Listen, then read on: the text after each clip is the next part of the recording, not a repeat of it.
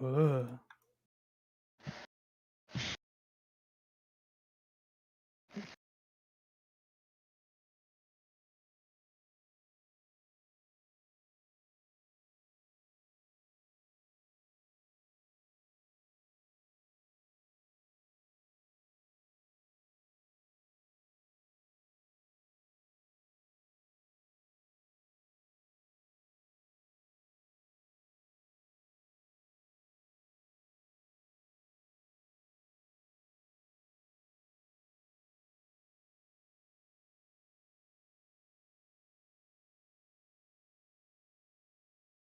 I just want to be done with this dumb quest. Jaeger's office kills.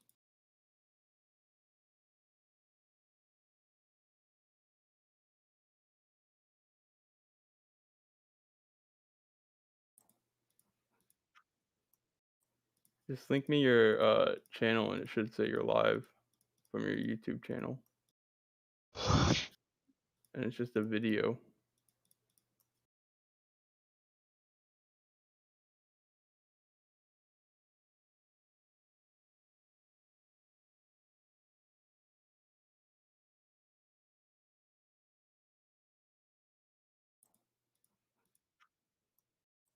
Just link me your channel and it should say you're live from your YouTube channel. And it's just a video.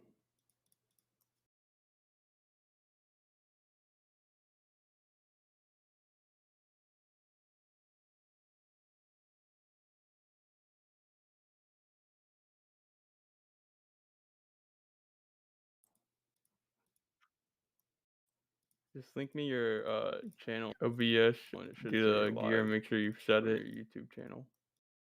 I don't rely on it doing Windows default video.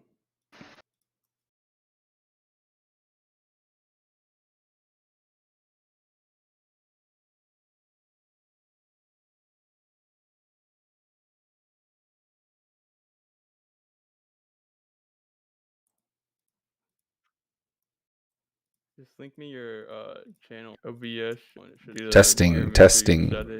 Okay, we're good. I don't know if it's too loud though. We'll see. Doing Windows default video.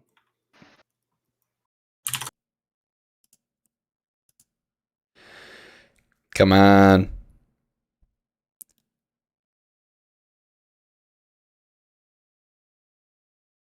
Still waiting for the stream to catch up. We'll see. Just link me your channel OBS and it should do testing, testing. Okay, we're good. I don't know if it's too loud though. We'll see. Doing Windows default video. Easy. Okay. So then the question is, do I have lights off for this moody little atmosphere, or do I turn lights on? Your microphone is really loud in comparison to like the audio from like your desktop, like us talking. I mean, is my voice like too loud? I should just straight up turn it down because I'm not gonna have like audio anyways. And if anything, if you don't have audio, then it doesn't matter. They can just turn it down on the stream. Okay. It should be fine. If anything, like I also want to be able to talk over like a video if something's happening, but I can turn down my mic a little bit because I don't want it to peak. Because it's like it is going all the way to like dang near the 90% range. So this should be good here. If I do this, maybe. Let's test this out to see if it goes above. No, this should be all right. Okay. So lights off or lights on? What do you think? Hold on, let me get up and turn on the lights.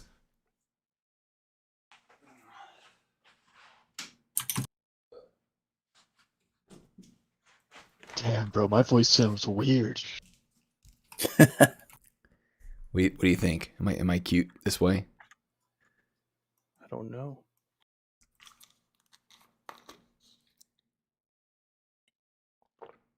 Yeah, you're cute. Yeah, lights off. That's what I was thinking. I'll be back. I just need to get a better light. It'll look better, but lights off definitely makes my webcam look better because it's not as much for it picks my face up more than everything else for the aperture, so.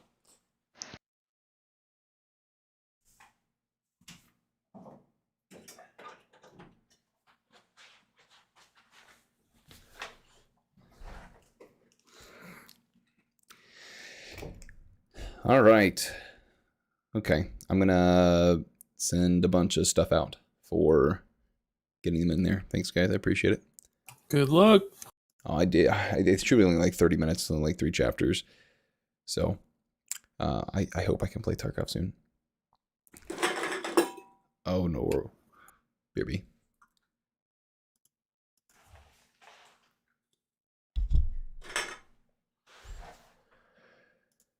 Live chat. Oh, Gaines just... Yes. Frick, I was going to... This is the book that I was talking with Gaines about. It's like muted. What the fuck? I think he was doing that because he was trying to look at the stream. It's okay. I sent him a message. I'm going to drop now. Have fun. Oh, you bet it will be.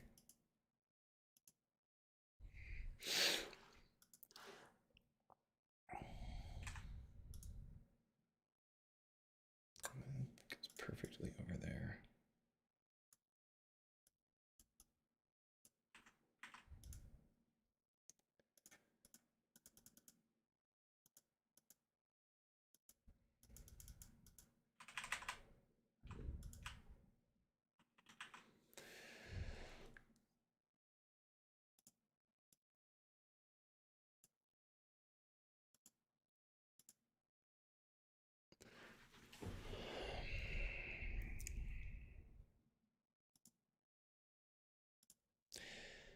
Let's get things shared out here.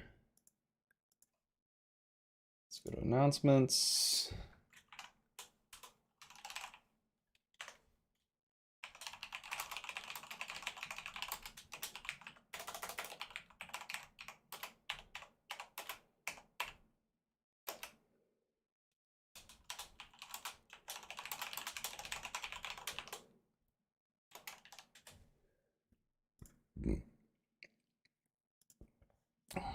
I have so many things to be sharing this out to now.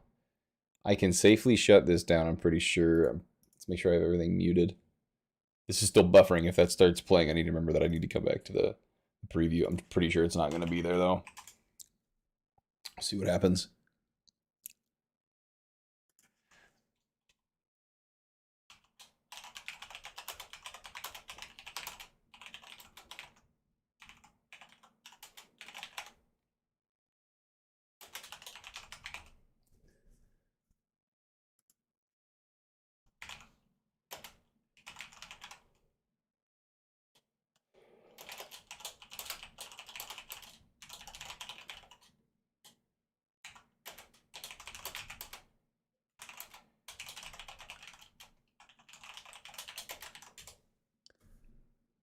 Put that out.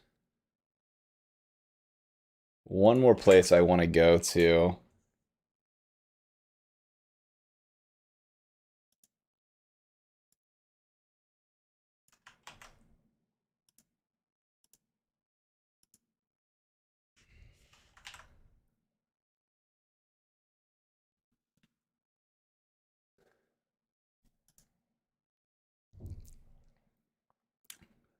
I think we're good now. Oh no, I just realized I have to actually to the one group that matters.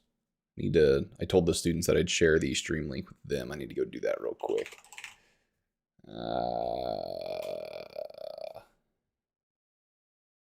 Just want to make sure OBS is watching the correct window. We're good.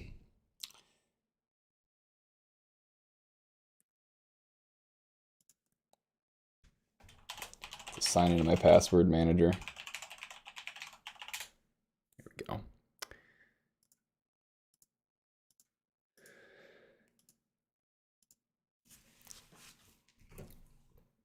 We've still got 60 seconds, right? I said office hours start at 6 and it's 6.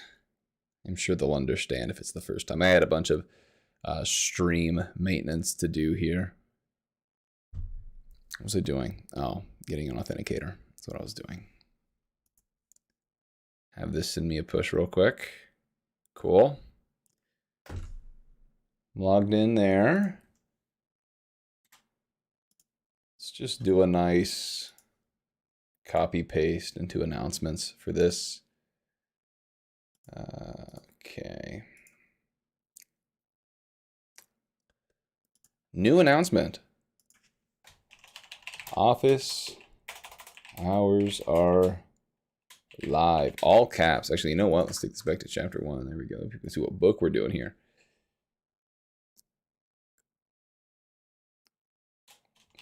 Here is the link for where we will be hosting office hours. Come ask questions about chapters 1 through 4 of the Gwartney text, or chapters 1 through 3 of the Price of Everything.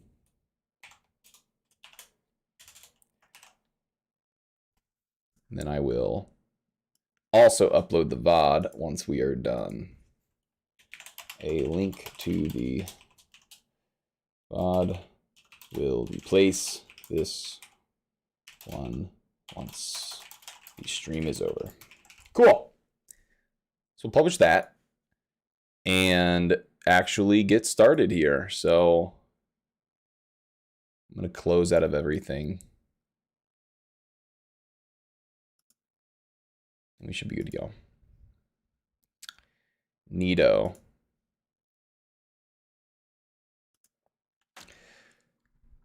New platform. I wanted to come here to YouTube. That way my students, they can just skip the ads with ad block. Even if you have ad block with Twitch, it doesn't skip those. So I figure coming over here may be a little bit easier for that. As well as just like I don't have to migrate the VOD over to YouTube. YouTube will do that like for me. So I figure this is just going to save me a whole lot of steps. And also be more accessible. I feel like people don't, if you're not into live content on the internet, you probably don't know like what Twitch is. Maybe you may have heard of it, but you probably don't watch it. Even myself, that like as familiar as I am with Twitch, like I don't watch Twitch as entertainment. Like live content isn't necessarily the online content that I'm into. So I figured I'd come over here. And then as far as like the darkness that's happening, I got a new webcam. And like the good news is that it's a very good webcam. The bad news is that unlike bad webcams, this one you actually have to kind of configure. So here I am configuring it. And in order to get the best picture that I could get, I had to like really drop the aperture. I'm not sure what the camera settings are. I just remember moving sliders and finding the best one to fit. And essentially it was moving that, which made it like not taking a lot of light, but turning the lights off and then having, of course, the one light on my face makes it so that this is like very high quality. And I would say that this is the only part that matters. As much as I'm a fan of all the stuff on the shelves behind me. I don't know, maybe I'll get another light or something. I actually think like for things like this, for streams like this, I kind of want to get a green screen. That way I can like just have my body and then like the slides. That way there's I don't know, like it kind of feels like I'm giving a lecture, because that's what I'm doing. Right? I'm giving a lecture, but I don't have the ability to, I don't know, point to stuff behind me necessarily. Like it's like everything that I'm going to point to. But yeah, it's something over that way, you know, something that way that you want to go look at. So in any case, I will go ahead and wait until 6:05 and then we'll get started. But it's pretty easy. We're just going to be going over 3 chapters of, I can't remember if I have my webcam muted or not. No, we're good. You can read it. The Price of Everything. It's a book by Russell Roberts. This is one of his, I know he has another one. I can't remember what the other one is, where he's talking about free trade. But in any case, what is this one? I think the other one's choice. It's not choice. Oh man. Oh well.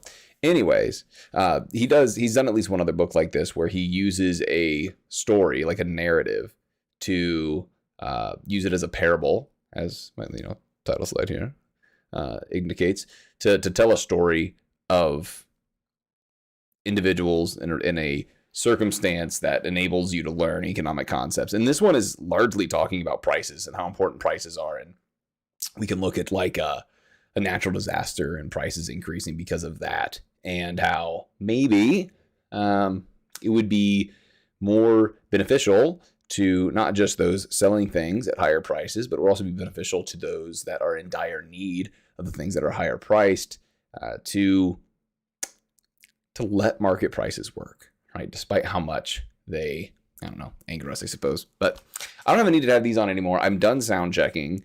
I had some friends help me. Thank you very much to them. I got on like 30 minutes, 5:30, 30 minutes before. And I decided, I was like, oh, I'm just going to get on. And I was like, oh, I restarted my computer. I don't have OBS downloaded anymore. Well, I downloaded, but I didn't have it set up. I downloaded it. I didn't set it up after I reformatted my PC. So after that 30 minutes of getting things set up, if things go wrong, that's why. I then, after getting it set up, I was like, oh, audio is like one of the bigger things that can always have things go wrong with it. So I hooked them up, or I guess I hit them up and they hooked me up. So very nice of them to do that for me. Similar to a DSLR. Very good. Okay.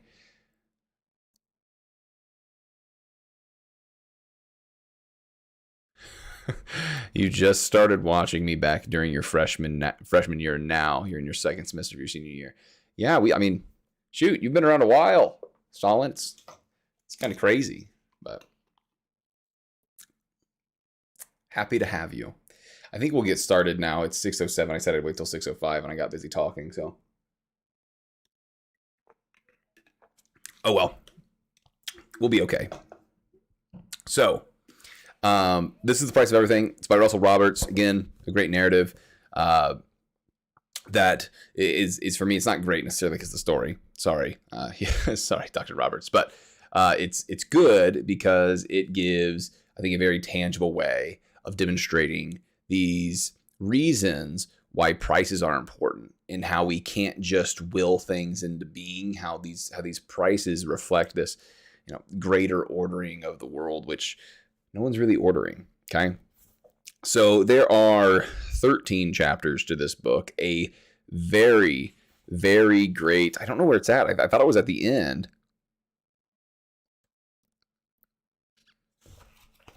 Does he have is it in the acknowledgements maybe? Because there's a portion, oh, that's where it is. It's in the further reading. A very good paragraph at the end talking about emergent order, which I'll encourage all my students to read. So that I'll probably go over at the end of chapter 13 as well. But the first 3 chapters, we start off with some characters. We have Ramon's girlfriend, fiance. I can't remember if they're engaged or not, or if they're just dating. But anyways, Ramon and Amy. And there's a hurricane that hits, right? And not a hurricane, there's a earthquake, I believe. An earthquake hits and they're going into a store, into Home Depot.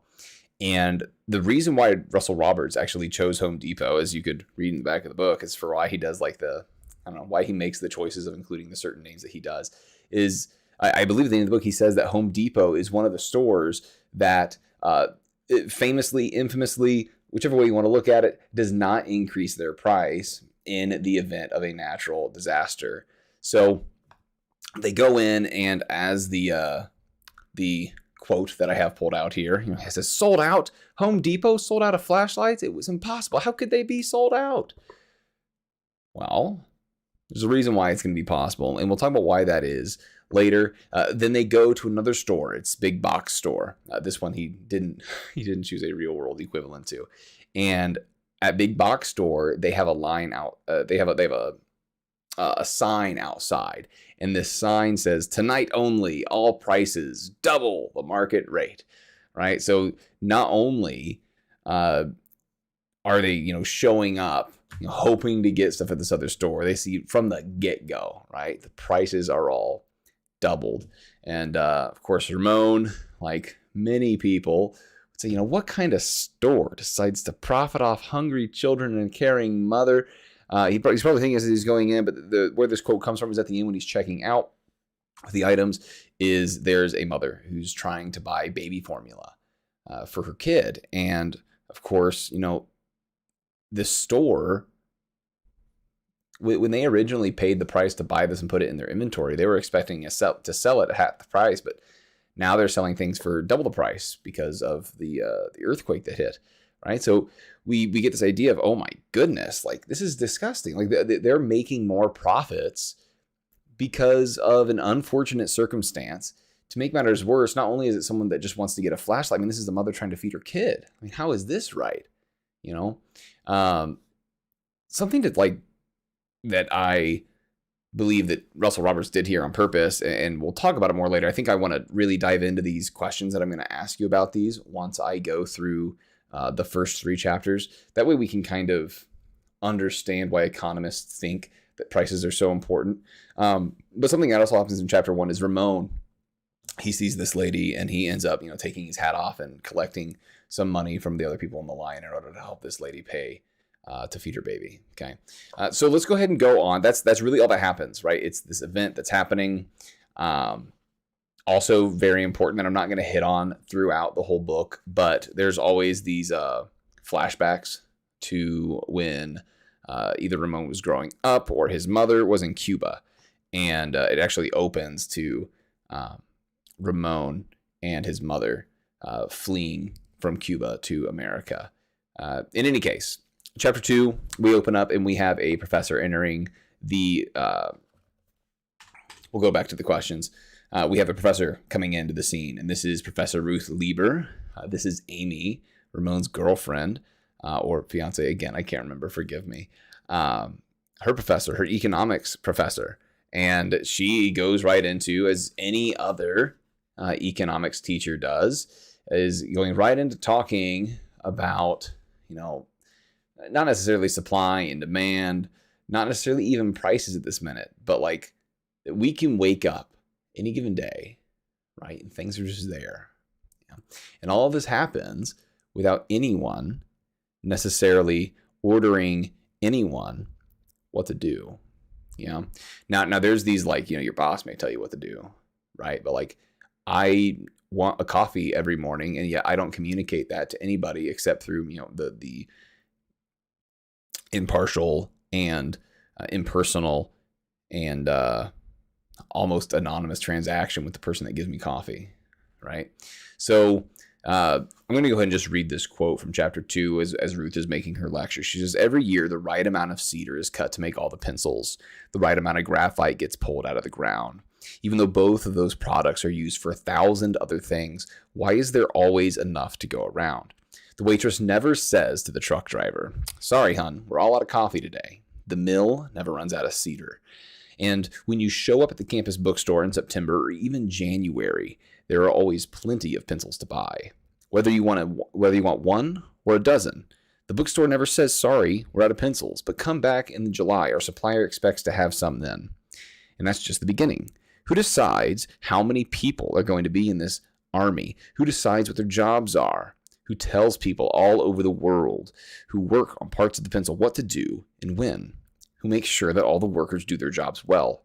Somehow, 1 million people spread out over the face of the earth work together, but no one coordinates the effort. The Sri Lankan graphite miner never communicates with the truck driver bringing the cedar into the pencil factory. That's why it's something akin to playing jazz with 3 other people spread out across the country. There's no script, there's no score, there's no conductor. Isn't that extraordinary, right? This comes after Ruth is, asking her students, why is a pencil so incredible? Like, why is this amazing? Why is it dang near magic? Right? Why is a pencil extraordinary? Yeah, because there's no conductor. Yeah, it's just everyone acting in their own self-interest. Remember, right, from in class, self-interest is not selfishness, right? Mother Teresa, I would say a very selfless person, was self-interested, meaning that she had goals and she undertook means to achieve those goals, right? So there's a story in Gortney, not the textbook we're reading, but in the in his book Common Sense Economics, where Mother Teresa, she planned on opening up an orphanage or some sort of charitable operation in New York, and then there were either regulations or taxes that were just too costly that she ended up moving this orphanage somewhere else, right? Because she was economizing, right? She's a human. She's trying to help the most orphans that she could at the lowest cost, right? Because that means that if she can help the most orphans at the lowest cost, that means more orphans are going to be helped, right? So that is what I mean by, selfishness not being self-interest, right? But everyone is acting on their own self-interest, okay? So, suffice to say, yes, there are selfish people, of course. But everyone, including the selfless, are acting in their own self-interest. That is, they have goals and they undertake means to achieve those goals, right? The people that are going and chopping down those trees to bring those pieces of lumber into the mills to be turned into those planks, they're not doing it because they want me or my students to have pencils, right? They're doing it because they want to put food on the table for their kids, right? Maybe they're doing it because they hate trees. They could be doing it for whatever reason. The case is, right, is that we have this organization that's occurring without any organizer. There's organizers, but it's from the bottom up, right? So then the question becomes, as we're going to talk about throughout the rest of this book, is what gets all of these people to harmonize, right? How do they know how much cedar to bring? How do they know whether or not they should restock on coffee inside of that diner? They know this through prices, okay? Through prices, okay? Now, at the end of this chapter, chapter 2, that is, Ruth Lieber, she encourages her students, I believe with an assignment, to go and find some example of what's called spontaneous order, right? Or this idea of the invisible hand, right? Where things seemingly order themselves, right? Where there's order despite no one ordering, okay? Like a flock of starlings, or kind of when you're at a, oh gosh, what are they called? The circle road things. I can't remember, and it's killing me, right? But everyone's incentives align at the, what is it? Oh no. Roundabout. There we are, right? When you're at a roundabout, everyone's incentives align, right? You all want to get to where you want to get to, but you also don't want to crash, right? So because of this, cars are kind of ebbing and flowing, and there's this order despite no one ordering it. Yeah. I like to think of, wild, these ecosystems that are in equilibrium, right? Where there's this, maybe there's a population of herbivores that are getting too numerous. So as they're eating, they're eating down the vegetation, and the vegetation is becoming more scarce. And because of this, the herbivores will not be, reproducing as much. Maybe they're tired, so they're getting eaten by predators more. Not an ecologist, right? But these herbivores start dying off. And because of that, eventually the vegetation is going to start growing back and being more numerous, right? Until eventually you're going to be at this, point in which there's just enough herbivores, just enough plant life to sustain them. Okay. And that's really what we're seeing in markets all the time. It's just, humans reaching some sort of equilibrium or getting as close as we can to doing so, because, this world was a world of constant change. So she asks, Ruth Lieber asks her students to find an example of this. And as Amy and Ramon are, on a date walking through the park, she sees these ducks coming in, and these ducks are, coming and eating the bread, right? No one's telling anyone to come and drop this bread, right? And everyone's dropping no one's coming off and dropping like a whole loaves, right? Because then there'd be too many birds, right? And of course, the birds aren't all going there, because that means that some of them that would go there wouldn't be able to get food, right? So there's this beautiful ebb and flow. Go ahead and reading this excerpt here. Amy told Ramon about her economics class earlier that afternoon. Her homework assignment was to come up with an example from the world around us that illustrates order is not the product of deliberate design. As she told Ramon about the class and the homework, she noticed the ducks. She got a kick out of watching the delight of the children.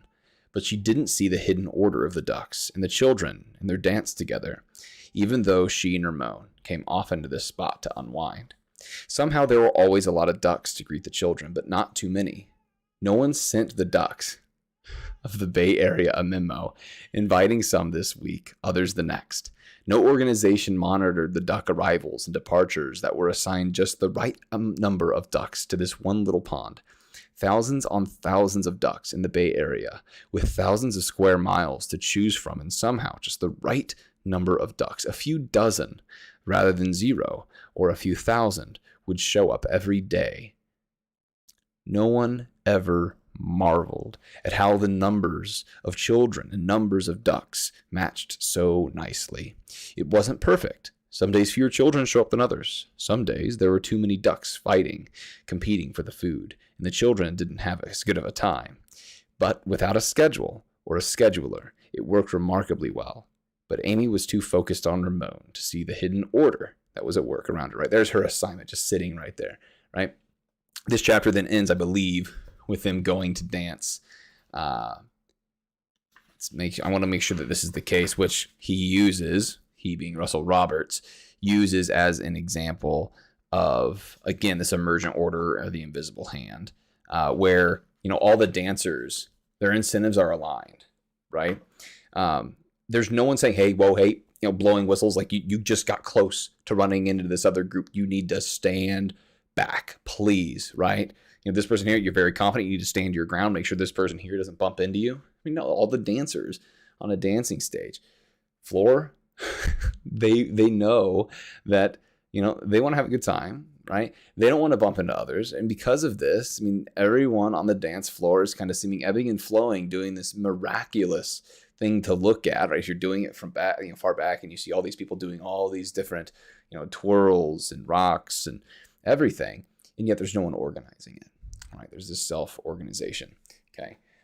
Now, this book doesn't quite get yet into why prices are so important. That's going to come when Ruth Lieber, spoiler alert, ends up getting to chat with Ramon himself. But let's go back and look at the chapter 1 questions, right? So I'm going to come back to these questions actually later as in the chapters as we go through. But the first essay question has the potential to be, how would you explain why economists endorse the the process of price gouging to Ramon? Okay. There was a time where I was chatting with a friend and we were saying something about price gouging. And then I said, price gouging doesn't exist. I just blatantly misspoke there. What I should have said is that price gouging isn't necessarily as evil and sometimes even required if we want to have the best use of our resources. What I mean there is that prices aren't just something, they're not just the amount that someone's going to make in revenue, okay? Prices are signals and they're motivators, they're incentives, right? In the single market price of an item, it tells us all of the supply, if you want to use basic terms, all of the supply of an item, right? How much can be produced at any given price, right? As the price goes up, this could be happening for various reasons because the other side could be demand, right? It could tell us that there are more people wanting this thing than there were prior, right? So it's either telling us there's more or less people wanting this particular commodity than there was before, or the price could be going up because this thing is particularly harder to produce than it was before, right? Whatever the case is, the price going up is showing that this thing is relatively scarce now. And when prices go down, this is showing that this thing is relatively less scarce now. So when we see, the price of gasoline going up, this is because gas is more scarce. It could be because people are traveling over this particular weekend. It could be because maybe supply has gotten just diminished, and they know that when it comes to replenishing the fuel that they have on hands, that it's going to take a while, or it's going to be very costly to replace that fuel, right? Like if a hurricane comes through and destroys some oil refineries in Texas, we would expect to see an increase in prices. So I don't want to get too much into prices right now because we're going to be talking about what examples Ruth Lieber is sharing with Ramon Labor, but know that prices are very important, right? And they're not just the amount that a person earns. Yeah, the price of your labor that you earn for working is not just, the amount that you get and take home in your paycheck. Okay, the price itself is a signal. Yeah. The price itself is, demonstrating to all those that are involved, the buyers, the sellers, how difficult an item is to come by, or how difficult it is to sell, how many people want this item, right? It shows the relative scarcity. It's a signal, and it's an incentive. Okay. So then, second question there. Hello, John. Thank you for stopping by. Home Depot and big box were two very different experiences for Ramon. The author, Russ Roberts, was trying to demonstrate a concept with this stark contrast. Can you explain the scenario in the book and the concept Russ Roberts was trying to demonstrate, right? So one of these stores not using market prices. The other one is artificially keeping market prices at the point before there was an increase in demand, right? Because the earthquake happens and now everybody wants these things. So they show up. I mean, this is increasing how much people want something without increasing how much of it there is. Yeah. So Home Depot did not increase prices. Big box store did. Okay. So there's a reason that he's trying to do this. Yes. And if you're going to take what I just talked about in the above question, you can see, one of these is doing something that's more economically efficient. That's, as economists would argue, at least, going to get the people who need the items the most, most often. What I mean by that is a price system that's able to operate while some people are going to have to be able to pay more, and maybe there's even some people that are going to have to choose to go without.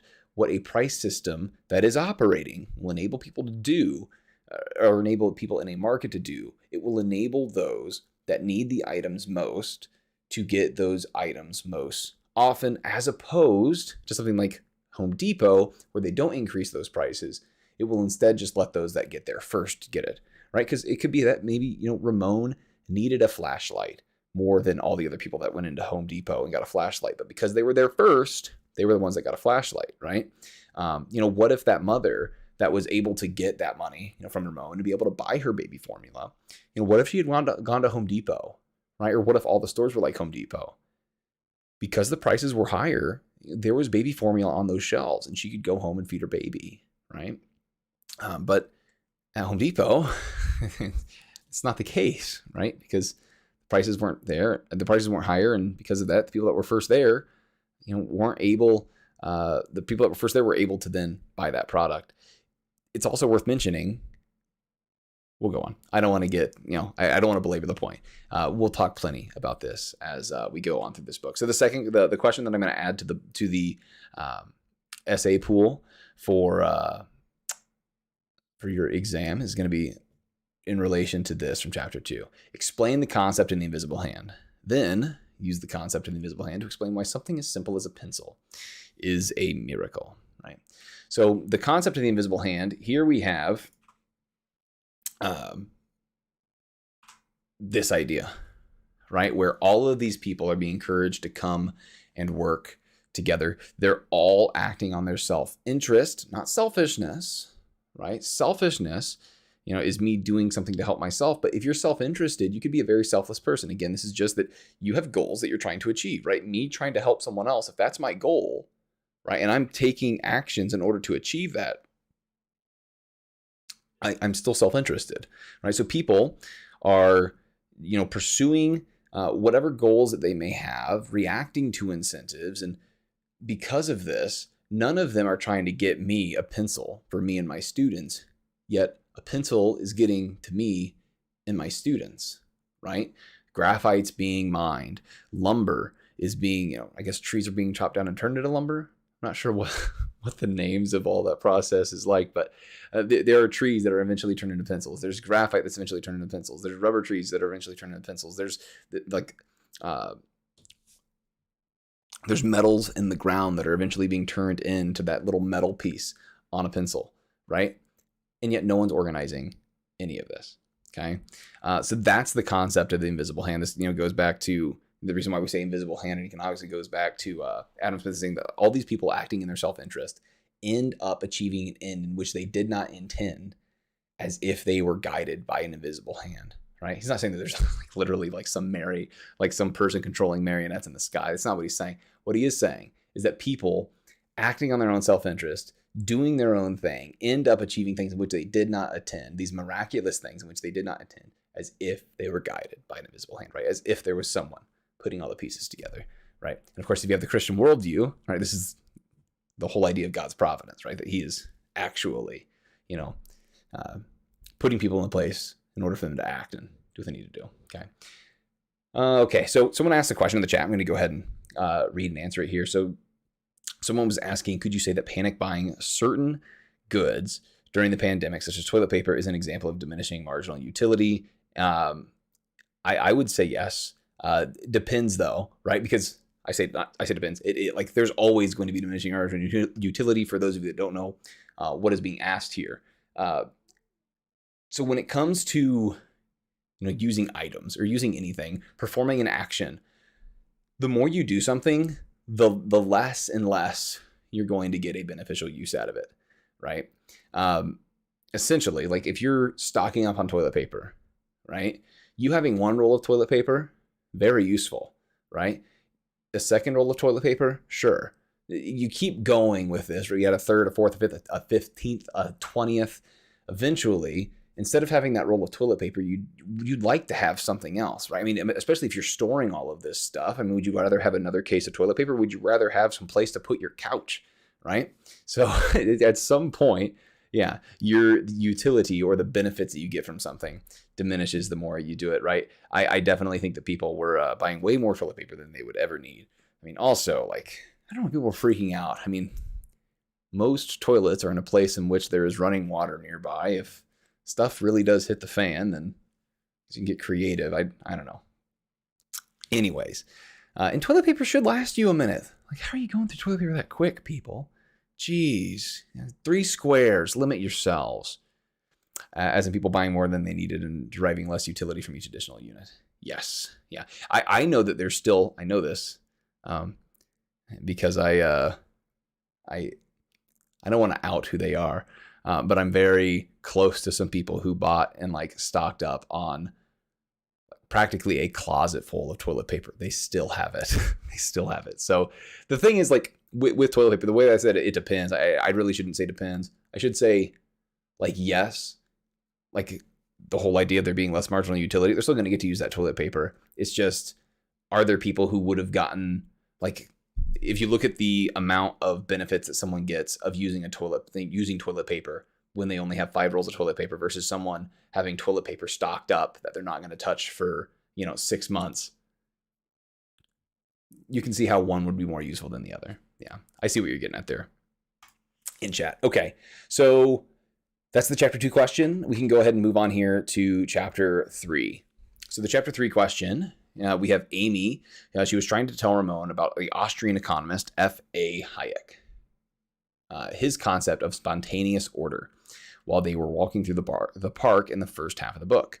What in the park would have inspired her to bring up this concept? And if you were her, how would you explain this concept to Ramon? So as we read, going through the walk in the park, it was the geese, the ducks, the ducks feeding on the bread.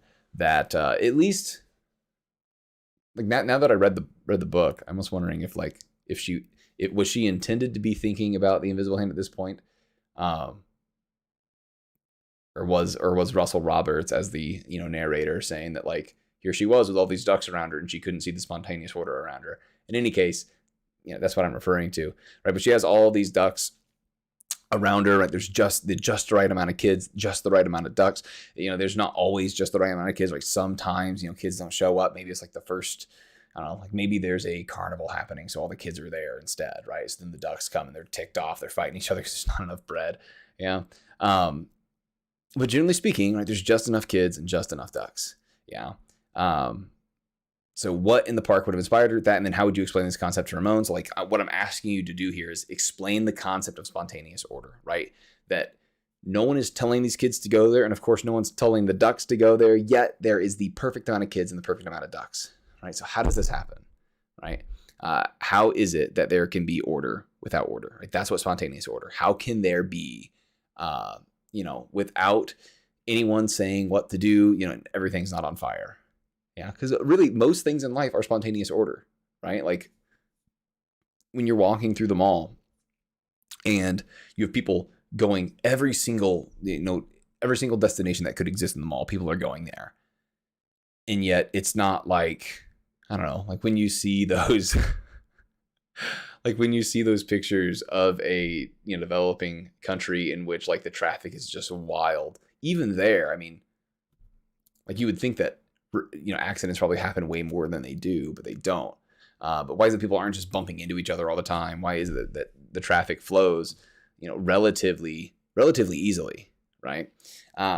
This is the idea of, you know, spontaneous order, right? That out of nothing, like order just arises, right? And this is largely because of the invisible hand, right? People have incentives, and those incentives align. Yeah, when you're walking through the mall, you don't want to bump into anybody, right? Much less, you know, and the other people, they don't want to bump into you, right? It's because of this, things flow relatively easily, right? Like you'll slow down if you're, you know, wary of bumping into somebody, let them pass you, and then you'll keep going. Okay. There's something that you're wondering about spontaneous order. How does it apply to a company structure where managerial and non-managerial staff have defined roles? This is actually one of the beautiful things where, like, people will look at, okay, this whole idea of spontaneous order, why do we have companies then? Right? Like, why isn't it, like, if spontaneous order is this thing that actually happens, why is it that we just don't have, like, every single person who does labor, why aren't they all just contracting their labor out to do whatever? Why is it that we have these companies? And this is one of the findings of, what was The Economist? I think it was Coase. Is it Ronald? I think his initials were R.H. Coase. Their name, I hate to say it, their name doesn't necessarily matter. But the whole idea behind,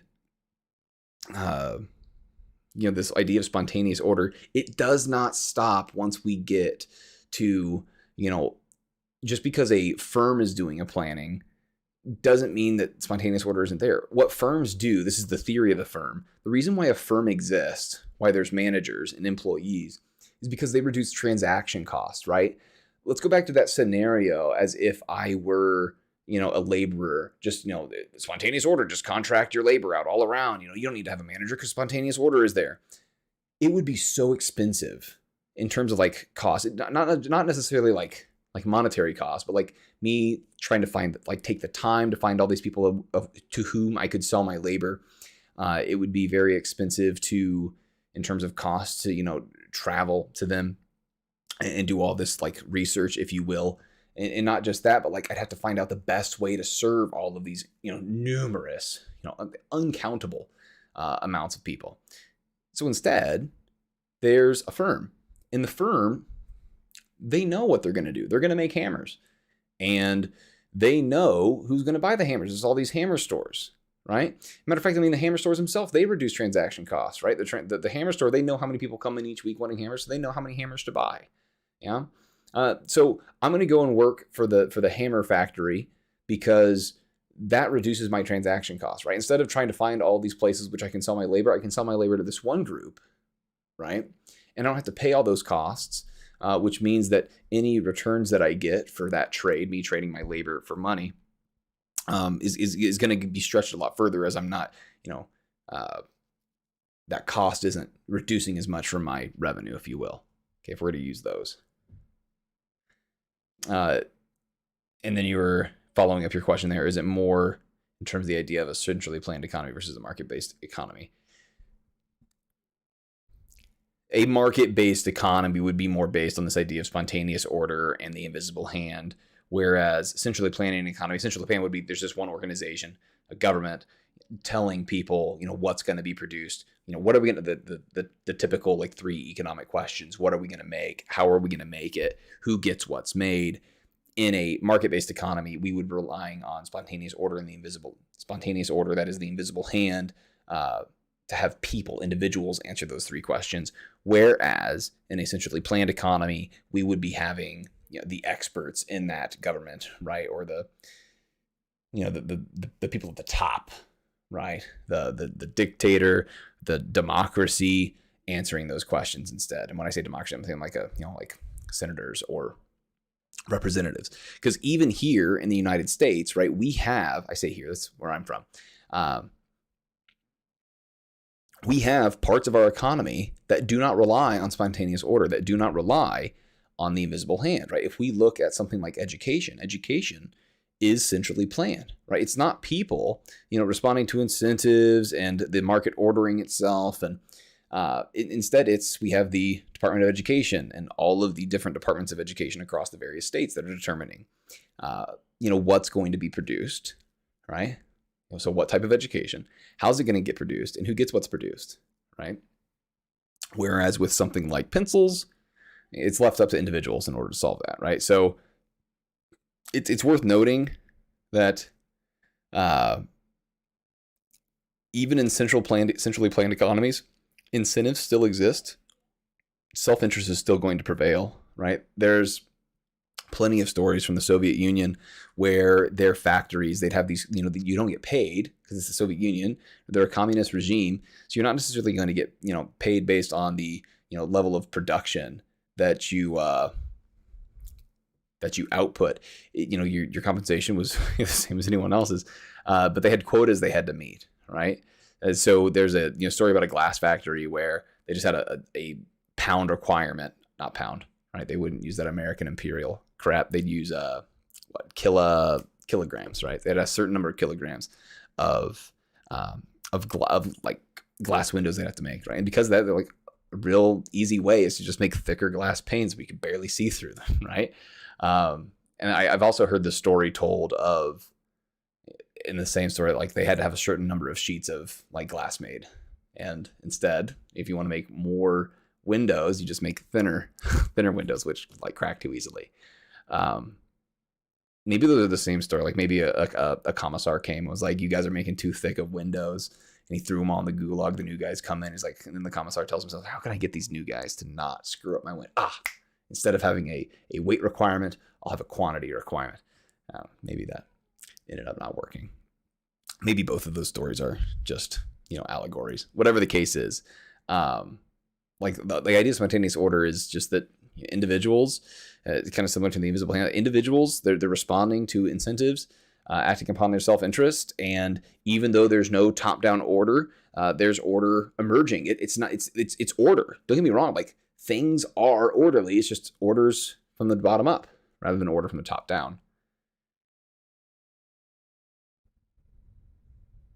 Right. The voluntary interactions of individuals acting in their own self-interest. Yes, absolutely. In any case, unless there's any more economics questions, we're going to call it for office hours. We are done with all 3 of our essay questions.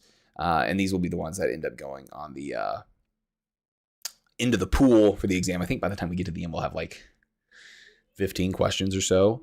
And I think 10 will be pulled out. I'm not sure. Don't bank on that. We'll see as we get closer to the end of the semester. Answering this last one here. So I guess anyone working for a living is acting their own self-interest by default because they could easily claim. Well, it's also not just that. I mean, this goes for anybody doing anything, is out of your own self-interest. A person deciding, as we were, if we want to go back to the Middle Ages, right? A person deciding what crop they were going to plant. And they're doing it because of their self-interest. A person deciding as cities were emerging whether or not they were going to continue this whole thing of farming or maybe try to work in some sort of textile mill. All of this is okay. All of this. And it's an old friend, Slayer has come. Thank you for stopping by. Yeah. It's also important to note that, instead of working, someone could, instead of getting involved in the market economy and if we want to go back to when Karl Marx was writing his thesis, right, instead of getting involved in one of those harsh textile mills, people could have chosen to just still maintain a lifestyle of living in solitude on a farm, subsistence farming, barely getting enough to get by, probably dying, or they could choose to live, in community with those filthy capitalists, right?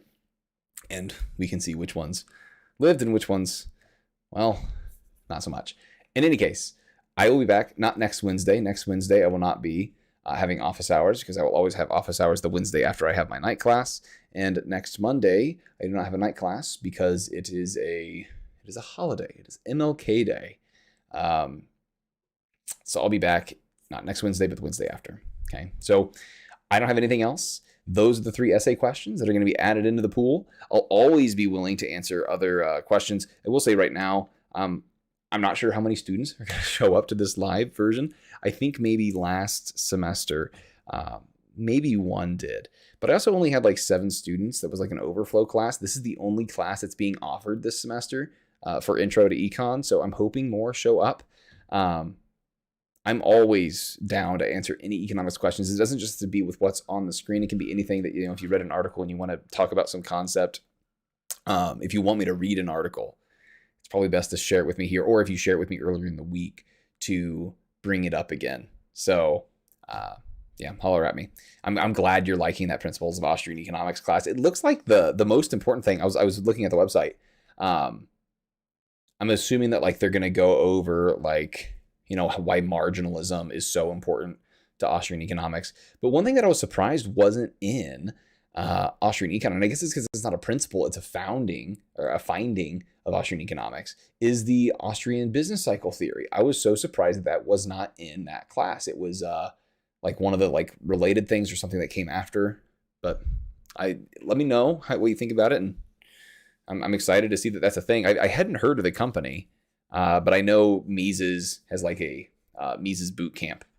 And Mises is, if you're in Principles of an Economics class right now, I'm sure you know that Mises is one of the big characters in the Austrian Economics school. So I'm ending this. Looks like we ended up doing about 45 minutes or so, which isn't too bad, I don't think, for something that's incredibly optional. And well, gives the essay questions out. So I will, I'll see you in 2 weeks. Bye. Oh gosh. How do I end stream? I haven't been on OBS in forever. This is so awkward. Oh, don't look. Oh, there it is. There's a button. It says